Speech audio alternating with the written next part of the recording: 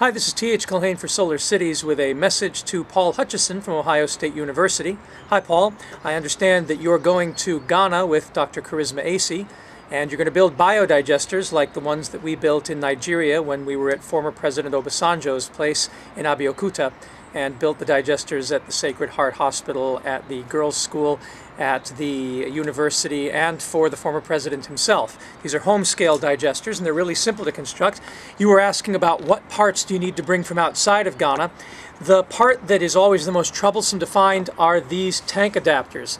Now, we use Zahran tank adapters that we get in Egypt from Magdi Zahran himself, the inventor of these, but they're fairly easy to make if you know what they are. This is a 1/2 inch one. We use this for the gas outlet when the gas comes out of the top of the digester. This is a 3/4 inch, only necessary if you can't find a 1/2 inch. And this is a 1 inch, which we sometimes use for the digestate effluent coming out of the tank. And this is a 2 inch tank adapter for the food pipe going in. Now, what makes these so special is simply that they have a locking nut, which is this part here, and they have 2 O-rings, which you can see.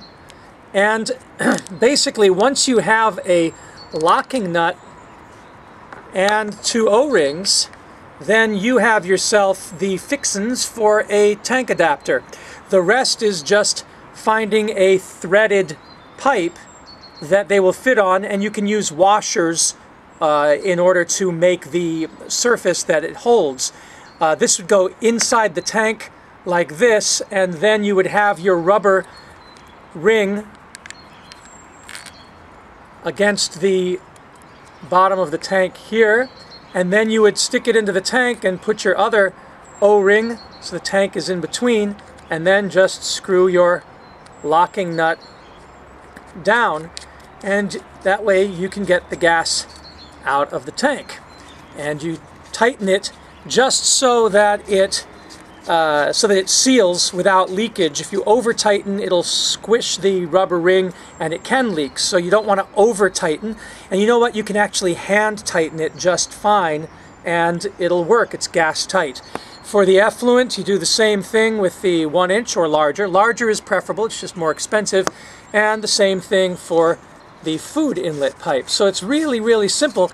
You can find usually at the same store, the same plumbing store that sells the water tanks, you can usually find 2 inch tank adapters because that's how they fit the valves on the bottom of it.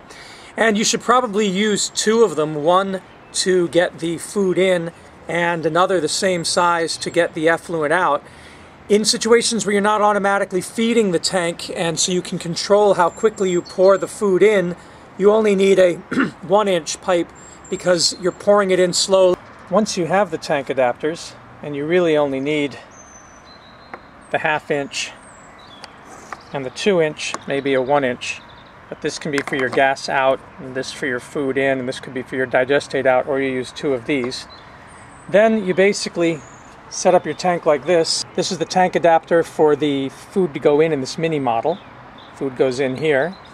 And here's where the effluent comes out, so I have a tank adapter there, and the effluent comes out, and it always comes out at the same height as the tank, so you need a valve to stop the water from coming out, and then a place for it to spill into a bucket.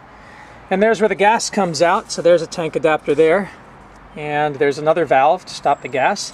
And then I use a hose barb, so I can put a plastic tube on it, plastic hose, and that makes a digester.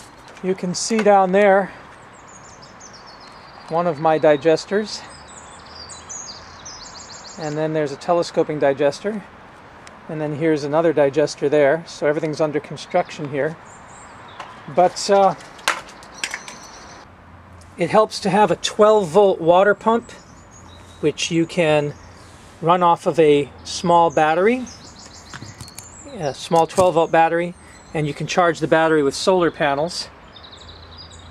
But it helps to have one of those to pump water into the tank, because sometimes the water is down in a well, and if you have to pull it up with buckets, that can be very hard indeed.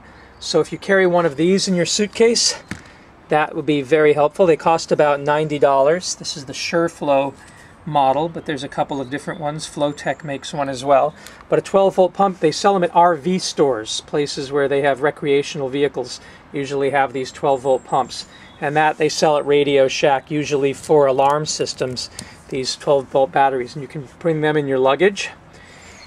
And that's basically it. So, but it's really just the tank adapters. And you can make a tank adapter, like I said, if you just have a rubber ring, which you can cut out of an old inner tube, and cut 2 rings out, and you get locking nuts and just pack your suitcase with the locking nuts, then you basically can make these from any threaded pipe.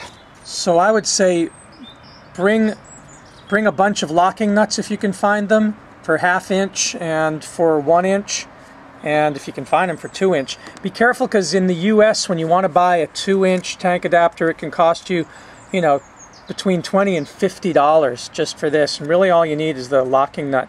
But like I say, you can usually find these 2-inch ones in Ghana with the tanks, but it's the smaller ones that you have trouble finding, and we get ours in Egypt.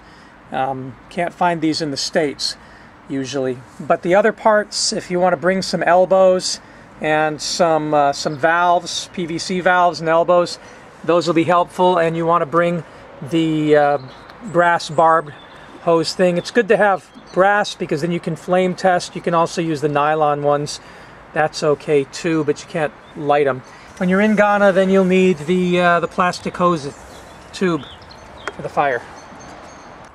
Now, when you're successful, this should be what you get when you open the valve.